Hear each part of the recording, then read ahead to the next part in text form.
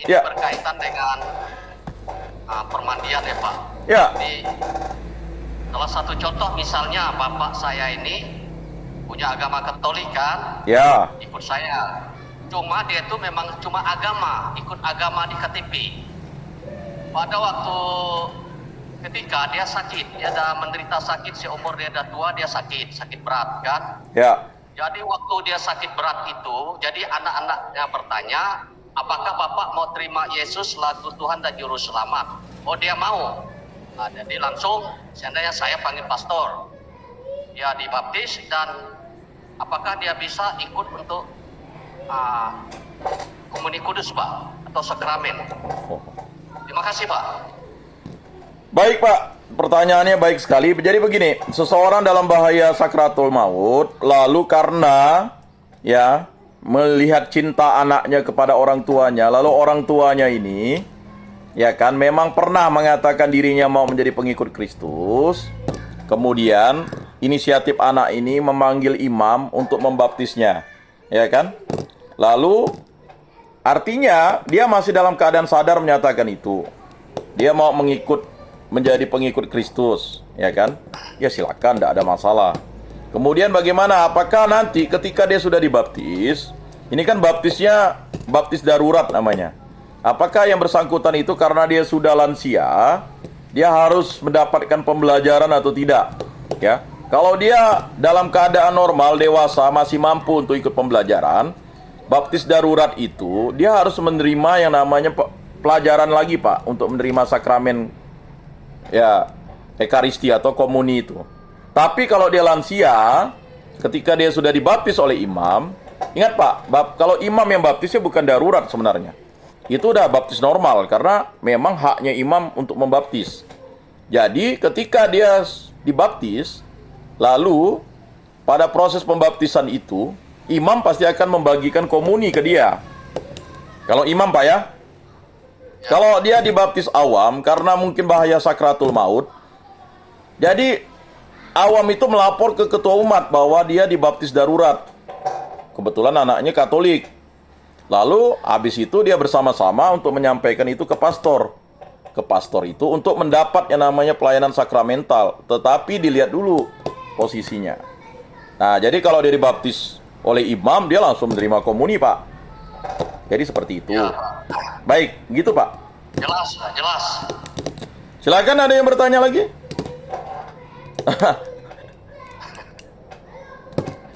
Di Pak Atis nggak ada, nih, nggak seru nih. Oh iya kah? Ada nggak? Oh baru datang dia. Oh baik, baik. Ya, masih ada yang mau bertanya atau saya lanjutkan dulu materinya? Nah, lanjut dulu Pak, lanjut. Baik. Jadi rahmat Yesus Kristus bekerja melalui gereja. Nah itulah dia. Ya. Jadi rahmat Yesus Kristus itu bekerja melalui gereja. Jadi gereja itu bekerja berdasarkan rahmat Yesus Kristus. Maka dalam permulaan kalau kita memulai ibadat itu, semoga rahmat Yesus Kristus, cinta kasih Allah dan persekutuan Roh Kudus beserta kita sekarang dan selama-lamanya. Maka gereja itu bekerja karena rahmat Kristus. Kalau timbul kerinduan untuk menerima sakramen gereja, maka rahmat itu, kerinduan itu berasal daripada umat gereja. Jadi, kerinduan itu berasal dari umat gereja untuk menerima sakramen-sakramen. Maka sakramen itu berdasarkan ya Kristus dan berdasarkan juga kehadiran Kristus karena kerinduan kita. Maka kalau kita datang ke gereja itu karena kita rindu dengan Kristus. Karena yang mendirikan gereja itu adalah Kristus. Ya. Maka rahmat Kristus menunjukkan dia kepada umat gereja dan kepada penerima sakramen di dalam gereja. Rahmat Yesus Kristus, ya, baik di dalam sakramen maupun di luar sakramen merupakan suatu persatuan organis tertuju kepada pertemuan dengan Yesus Kristus di dalam gereja. Jadi pertemuan kita, perjumpaan kita di dalam gereja ya menghadirkan Yesus Kristus karena Yesus Kristus adalah rahmat ya yang bekerja melalui gereja. Maka kalau seseorang tidak datang ke gereja ya dalam persekutuan atau dalam koinonia itu, Bagaimana dia mendapat pengudusan? Bagaimana dia diwartakan? Bagaimana dia bisa mewartakan? Bagaimana dia bisa bersekutu? Bagaimana dia bisa melayani? Bagaimana dia bisa menjadi saksi Kristus? Nah, kita-kita yang hadir di gereja itu menjadi saksi Kristus. Mengapa kita menjadi saksi Kristus? Karena kita telah mendapat rahmat Kristus di dalam diri kita. Makanya ketika kita hadir di suatu tempat, suatu daerah, dalam kondisi apapun, kita ingat ya, bahwa kita adalah gereja dalam huruf kecil, dan gereja dalam huruf besar itu adalah persekutuan ya, orang-orang beriman yang mengimani Yesus Kristus. Makanya ketika orang tidak hadir di gereja, berarti dia sudah meninggalkan Kristus. Dia tidak setia kepada Kristus. Ya. Maka sering orang bertanya, Allah orang Kristen ini kejam ya. Dia akan menghabisi orang-orang yang tidak setia kepadanya. Tetapi bagi orang yang menjadi anak-anak Allah, dia akan sangat cinta kepada anak-anaknya. Ya. Makanya jangan menuntut balas kepada sesama manusia. Hak pembalasan itu ada padaku, kata Yesus Kristus, kata Allah. Ya, jika seseorang meminta jubahmu, berikanlah jubahmu. Jika seseorang menampar pipi kirimu, berilah pipi kananmu. Jika orang meminta kamu berjalan 1 mil, kamu berjalan 2 mil. Itu hal pengampunan, Pak. Ya. Sering ayat ini dikutip sebagai ayat bodoh katanya. Masa ada ajaran Kristen katanya kalau orang tampar pipi kiri kasih pipi kanan. Lupa dia, Pak. Maksudnya adalah pengampunan, bukan pembalasan. Ya. Jadi misalnya terjadi ya, itulah ya uniknya menjadi pengikut Kristus. Jadi keunggulan menjadi pengikut Kristus itu adalah pada hal pengampunan. Ya. Maaf, mengapa? Itulah penting, ya kan? Makanya doa tadi, jadikanlah aku pembawa damai itu kan jelas itu. Ya kan? Lebih baik mengampuni daripada diampuni. Ya, mencintai daripada dicintai. Kan begitu. Sebab dengan memberi kami menerima, dengan mengampuni kami diampuni. Karena kalau kita mau mengampuni, maka kita diampuni, Pak. Itulah syarat kita sebagai orang pengikut Kristus, doa Bapa kami. Berilah kami pengampunan pada hari ini, dan seperti kami pun mengampuni yang bersalah kepada kami. Jadi kalau kita mau mendapat pengampunan, kita harus mengampuni, Pak. Ya. Maka lagunya mengampuni, mengampuni lebih sungguh. Tuhan lebih sungguh mengampuni kepadaku. Lagu itu bukan sekedar lagu, Pak, tetapi ada maksud yang tertuju maknanya. Makanya sebagai orang Kristen, kalau kita tidak mau mengampuni, jangan berharap kita diampuni. Jangan berharap kita diampuni, Pak. Ya. Karena kita harus mengampuni dulu. Nah, mengampuni ini sesuatu yang sulit kalau hanya kita punya niatnya. Makanya kita harus pikirkan, kita harus katakan, kita harus perbuatkan, begitu. Nah, makanya kita harus meresapkan semuanya di dalam hati, jiwa, dan raga kita. Nah, itu dia. Jadi jelas ya, sakramen hidup kembali, hal itu berarti sakramen diterima dengan sah, tetapi penerima, biarpun ia mau menerima sakramen itu, menerimanya dengan keadaan hati yang tidak pantas, ia mengadakan rintangan terhadap rahmat sakramen. Jadi begini, ya. Ketika dia melakukan hal dosa, dia ada rintangan dia untuk menerima sakramen itu. Mengapa sih orang tidak mau ke gereja? Itu karena dia ada rintangan dalam dirinya. Rintangan apa itu? Dia tidak mau mengampuni. Ya. Dia maunya diampuni. Bagaimana dia mau diampuni kalau tidak mengampuni? Ada rintangan di situ. Bagaimana dia bisa dibaptis sedangkan dia masih terikat dengan perjanjian lamanya, dengan ritual-ritual lamanya? Dia mau diampuni dosanya, tapi dia tidak mau mengampuni. Dia masih suka nyantet orang, melet orang, guna-guna orang. Dia masih menyimpan hal-hal yang jahat di dalam dirinya. Ya. Dia masih praktik perdukunan, ya kan? Dia masih misalnya melakukan perselingkuhan, dia masih melakukan perjudian. Jadi ada rintangan.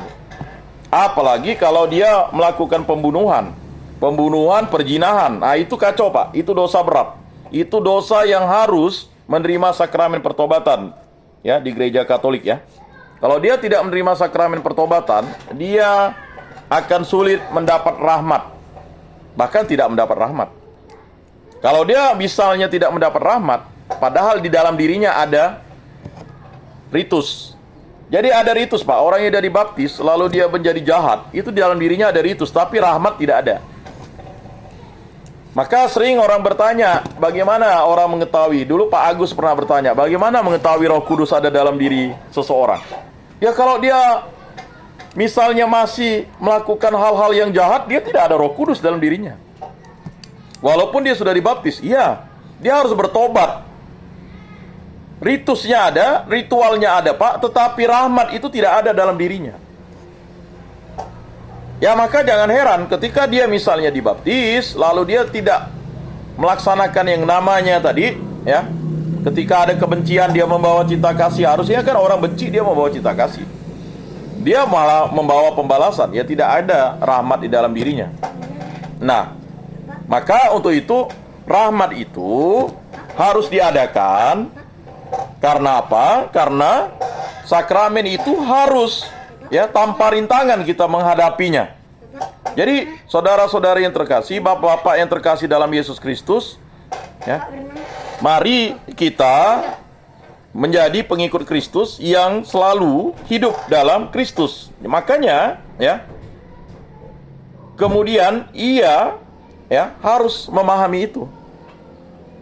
Ya. Jadi tidak bisa kita hidup di dalam Kristus itu kita masih melaksanakan kedosaan. Ya, tidak boleh som-som kuku. Jadi di situ kita harus pahamkan diri kita. Nah, sebab hubungan dengan gereja Kristus sudah ada berdasarkan doa kebangkitan Kristus dalam sakramen. Ya. Hanya menunggu orang mengambil rintangan dalam hati sendiri. Ya, jadi rintangan itu harus dia ambil. Kemudian materai kekal sudah ada, doa Kristus berlangsung. Ya, tetap hal itu umumnya diterima bagi permandian, penguatan dan imamat yang dapat diterima sekali saja. Jadi ada 3 sakramen yang hanya boleh diterima sekali saja, yaitu permandian, krisma atau penguatan dan imamat bagi orang yang menjadi imam. Sedangkan sakramen yang lainnya itu, ya, 4 sakramen yang lainnya bisa diterima lebih dari sekali. Ya, sakramen Ekaristi, sakramen pertobatan, sakramen pengurapan orang sakit, bahkan sakramen perkawinan. Jadi sakramen perkawinan bisa diterima lebih dari 1 kali jika misalnya pasangannya meninggal dunia. Jadi dia menerima sakramen perkawinan untuk kedua kalinya, walaupun pasangannya baru pertama kali. Atau pasangannya sudah janda dan duda. Ya, jadi bisa lebih dari 1 kali. Yang penting, ya, statusnya jelas. Ya, single, liber, tidak terikat perkawinan yang lain. Nah itu Pak ya. Jadi 3 sakramen yang hanya diterima sekali itu ya permandian, penguatan, ya, atau krisma dan imamat. Nah, imamat khusus itu sakramen panggilan bagi ya ingin menjadi imam atau orang yang ditabiskan. Nah, mungkin juga pernikahan dan perminjakan suci, akan tetapi umumnya tidak diterima bagi sakramen pengakuan dan komuni. Jadi yang berkali-kali diterima itu adalah sakramen komuni atau sakramen Ekaristi dan sakramen pengakuan. Makanya dalam 5 perintah gereja itu, perintah gereja yang keempat, akuilah dosamu sekurang-kurangnya setahun sekali. Makanya nanti gereja Rutan Hukumena ini pada tanggal berapa itu ada menerima sakramen pertobatan ya bagi yang Katolik. Kemudian pada ketiga sakramen yang disebut tadi diberikan materai kekal. Hasil pertama daripada sakramen ialah hubungan dengan gereja Kristus yang tampak. Jadi hubungan kita dengan Kristus itu dipulihkan karena sakramen itu tadi. Makanya kita harus menerima sakramen, ya kan? Khususnya sakramen Ekaristi itu, ya. Terimalah sakramen itu seminggu sekali, ya kan? Padahal sakramen itu bisa diterima setiap kali. Misa harian misalnya. Ya. Dulu materai diberikan kepada prajurit sebagai tanda bahwa ia masuk tentara kaisar atau kepala seorang hamba. Ya, tandanya bahwa ia menjadi milik mereka, dan kedua bahwa ia dapat tetap diberi perlindungan mereka, dan selain itu dapat dikenal oleh orang-orang lain. Jadi materai suci, materai kekal itu diberikan Allah itu sebagai perlindungan untuk tidak dikuasai iblis. Karena iblis ini ya ingin menjatuhkan manusia itu, karena manusia itu diberikan pengampunan berkali-kali oleh Allah. Yang membedakan antara malaikat dengan manusia, manusia itu dia berdosa berkali-kali tetapi diampuni berkali-kali oleh Allah. Tetapi malaikat berdosa sekali, dia tidak diampuni oleh Allah karena dia adalah makhluk rohani yang harusnya baik adanya. Nah, makanya akhirnya keirian iblis itu kepada manusia itu menjatuhkan manusia berkali-kali dengan dunia, ya kan, hawa nafsunya yang ada. Ingat, mengapa manusia itu bisa dijatuhkan dalam dirinya? Karena dia memiliki hawa nafsu itu, begitu. Ya. Semua ya itu ada di dalam dirinya sebenarnya. Memang dunia juga mempengaruhi. Kemudian yang paling berat mempengaruhi adalah iblis. Nah, Bapak-bapak, saudara-saudara yang terkasih dalam Yesus Kristus, ya. Bapak-bapak gereja berpikir tentang ketiga sakramen yang tak dapat diulangi. Mereka menerima suatu materai kekal. Tandanya ia mengambil bagian di dalam jabatan Imam Agung Yesus Kristus.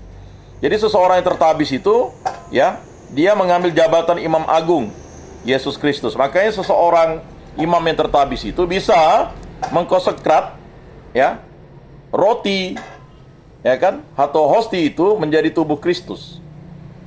Anggur itu menjadi darah Kristus. Yang dipertanyakan Pak Timotius ngacam itu kan, tentang anggur itu kan.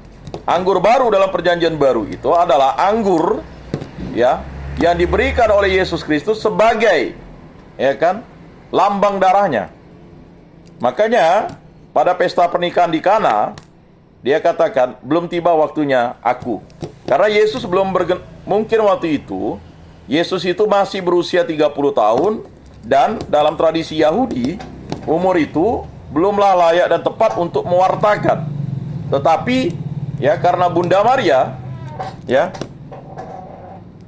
meminta itu daripadanya, akhirnya sebagai belas kasihnya kepada, ya kan, perkawinan itu, maka diberubahlah air menjadi anggur itu. Jadi lambang perkawinan itu adalah ikatan yang kuat antara Yesus dengan gerejanya. Maka permandian dan penguatan dianggap sebagai ritus inisiasi. Artinya dengan demikian orang dimasukkan ke dalam misteri Kristus. Jadi jelas, ya, sakramen permandian dan sakramen penguatan itu mengungkapkan siapakah Yesus itu. Makanya beberapa waktu lalu ada yang bertanya, kok ditanya misteri agung? Ya, misteri agung itu diungkapkan. Bagi orang Kristen, misteri agung itu diungkapkan. Siapakah Allah itu? Itulah Yesus Kristus. Bagi orang yang bukan Kristen, sampai dunia terbalik pun dia tidak akan mengenal Yesus. Karena apa? Karena dia tidak dibaptis. Nah, begitu. Sampai Bapak berdebat sampai tanggal gigi pun dia tidak akan mau percaya Yesus itu Tuhan karena dia belum dibaptis. Ya. Jadi harus ada iman yang diberikan kepadanya.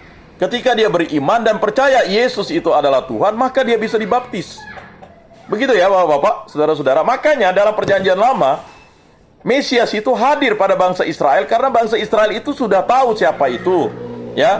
YHWH, Elohim, Adonai, ya. Nah, dialah Yesus Kristus.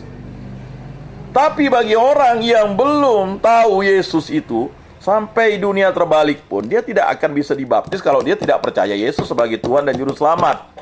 Dia akan mencari dalil-dalil untuk membantahkan itu. Dia akan memperdebatkan itu. Dia akan membuat banyak konten untuk menyerang itu. Ya kan? Mengapa?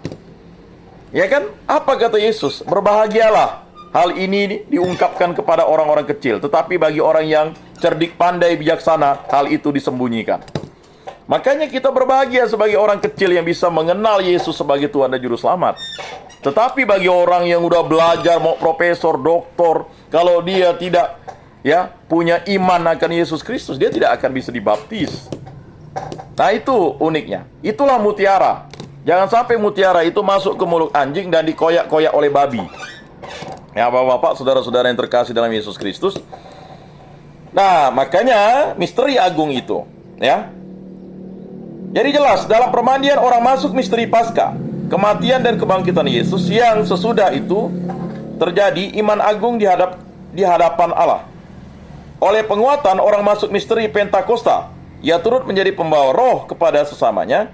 Semuanya itu di dalam persatuan umat gereja yang tampak. Dalam permandian orang menjadi anak Allah. Jelas, ketika kita dipermandikan, kita menjadi anak-anak Allah. Yang dulunya anak-anak Allah itu adalah malaikat, ketika dipermandikan kita menjadi anak-anak Allah.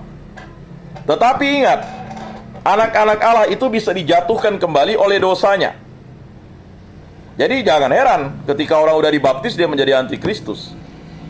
Mengapa seperti itu? Karena kelakuan perbuatannya. Ya. Nah, dalam permandian orang menjadi anak Allah, dalam penguatan menjadi anak-anak Allah dalam kekuatan. Makanya itu Roma bab 1 ayat 4. Oleh permandian yang masuk misteri Paskah bertugas memuliakan Allah melalui korban disalib menuju kemuliaan Bapa. Bertugas dalam liturgi gereja, terutama dalam perayaan Ekaristi, misteri Paskah yang istimewa. Maka dalam gereja Katolik, setiap perayaan Ekaristi itu adalah peristiwa misteri agung Paskah, ya, yang kita rayakan berulang-ulang. Mengapa diulang-ulang? Itu perintah Yesus sendiri untuk mengulang, ya kan? Pengulangan tentang misteri agung siapakah Allah itu, ya. Jadi, oleh penguatan, ya, orang diberi tugas mengambil bagian dalam tugas dalam kehidupan umum dari gereja. Dan sebagai itu adalah sakramen kedewasaan, adalah dasar untuk tugas yang dijalankan oleh gereja di dunia ini. Maka kata Pak Atis, dia sudah dewasa. Kata dewasa itu, kalau orang Katolik yang telah menerima sakramen penguatan atau sakramen krisma, dia sudah dewasa. Mungkin banyak yang tidak memahami apa maksud Pak Atis. Pak Atis itu maksudkan, kalau orang sudah baptis dan krisma, itu kan dia sudah dewasa. Nah, orang dewasa itu kan harusnya dia paham bahwa dia harus ke gereja. Ya kan? Nah, itu harus dipahamkan. Ya.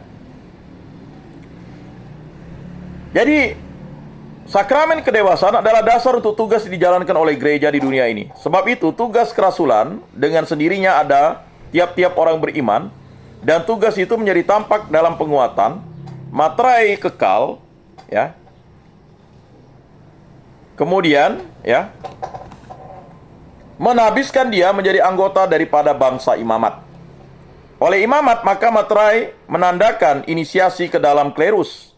Klerus itu adalah, ya, pimpinan-pimpinan, ya, gereja, ya, yaitu golongan pemimpin dalam gereja. Pertama-tama uskup. Nah, pertama-tamanya adalah uskup. Kemudian imam-imam sebagai pembantunya. Jadi imam-imam itu adalah, ya, wakil-wakil uskup atau pembantu-pembantu uskup. Kemudian para rasul diberi tugas mengenai sakramen dan sabda. Dan tugas itu adalah pada pemimpin-pemimpin gereja, pemimpin terhadap sabda, pengajar dan pengkhotbah, dan pemimpin terhadap sakramen dalam liturgi.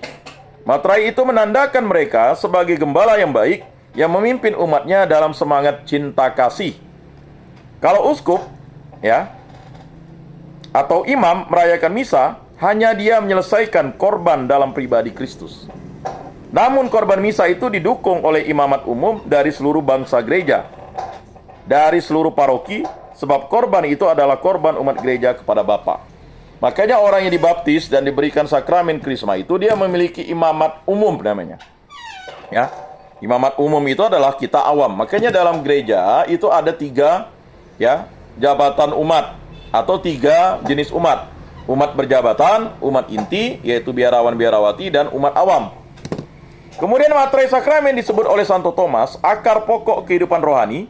Masuk misteri Paskah, dosa-dosa dihapus, kita tertuju kepada Allah Bapa, maka kita berusaha untuk hidup sesuai dengan itu. Masuk misteri Pentakosta, dasar berusaha untuk mengucapkan diri dalam segala hal untuk menjadi seorang rasul yang pandai. Materai imamat, dasar menyesuaikan diri kepada keadaan hati imam agung, gembala yang baik. Ini khusus untuk imam dan uskup. Ya. Karena materai itu, maka ketiga sakramen itu disebut sakramen-sakramen pengutus, sebab memberi kita utusan tugas dalam gereja. Semoga bermakna dan bermanfaat dalam hidup kita.